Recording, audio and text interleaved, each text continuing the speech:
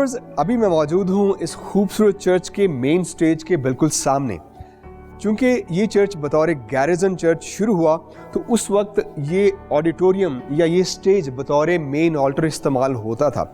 उसके बाद चूँकि इसका ताल्लुक एक स्कूल से भी था तो ये बतौर असेंबली स्टेज भी इस्तेमाल होता रहा और डिफरेंट चर्च से रिलेटेड क्रिसमस, ईस्टर के इवेंट्स भी यहाँ पे होते रहे, जैसे कि आप इन कर्टन्स के थ्रू देख सकते हैं। इसका स्ट्रक्चर मैसिव है जो आपको किसी और चर्चेस में इतना खूबसूरत ऑडिटोरियम या इतना खूबसूरत स्टेज नहीं दिखाई देगा। ये पूरे का पूरा महागनी वुड से बनाया गया। चूँकि ये लकड़ी इंतहाई मजबूत होती है तो ये एक खूबसूरत और दीदा ज़ेब समा देता है विद कर्टन्स एंड एवरीथिंग। और इसकी लाइटिंग भी बड़ी खूबसूरती से बनाई गई। और इसकी खूबसूरती ये भी है कि इन कर्टन्स को मूव करने के लिए इस पे रेलिंग लगाई गई है और इसको एक पुली के साथ पीछे घुमाया जाता है। इतने साल गुजर जाने के बाद भी ये स्टेज और इसकी लकड़ी अभी तक अपनी असली हालत में मौजूद है।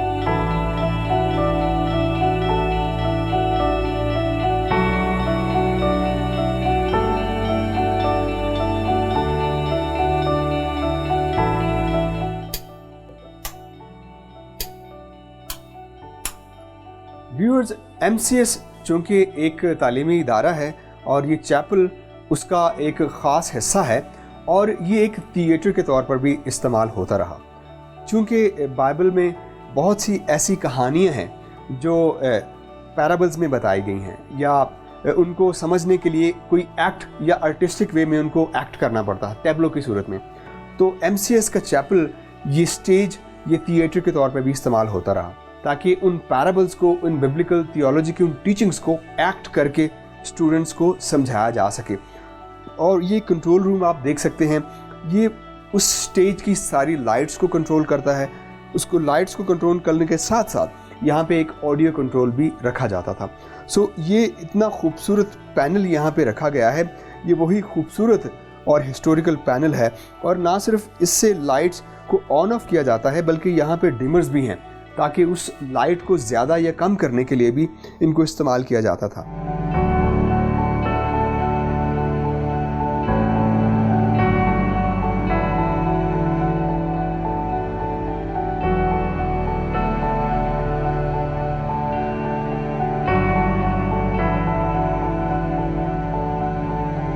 व्यूअर्स, अभी मैं मौजूद हूँ इसके मेन स्टेज के बिल्कुल ऊपर और स्टेज का ये हिस्सा निस्फ सदी तक बतौर लाइब्रेरी इस्तेमाल किया जाता रहा।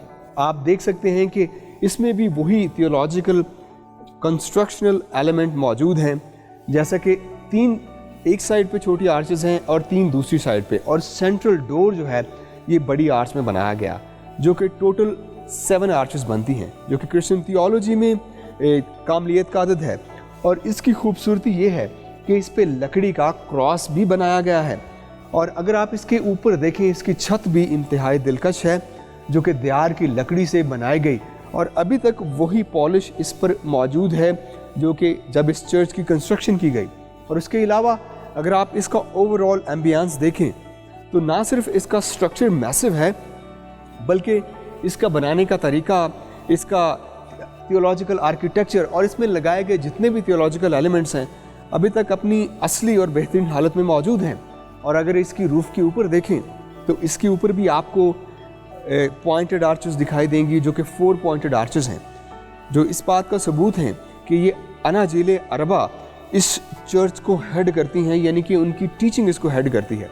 जबकि इसके सेंट्रल साइड्स पे 2 ट्राइकोटा भी बनाए गए हैं जो कि ट्रिनिटी का खूबसूरत नमूना है। इसकी सारी पॉइंटेड आर्चेस, साइड्स पे भी पॉइंटेड आर्चेस जो कि ट्रिनिटी की 3-3 आर्चेस बनाई गई। और इसके बिगिनिंग से लेकर इसकी ऑल्टर तक जितने भी कंस्ट्रक्शनल एलिमेंट इसमें मौजूद हैं ये ना सिर्फ इस खूबसूरत बिल्डिंग की खूबसूरती को ज़ाहिर करते हैं बल्कि ये भी दिखाते हैं कि ये खुदा का घर है, इसमें इबादत की जाती है और इसके सारे एलिमेंट्स मिलकर इबादत के इस माहौल को और भी खूबसूरत बनाते हैं।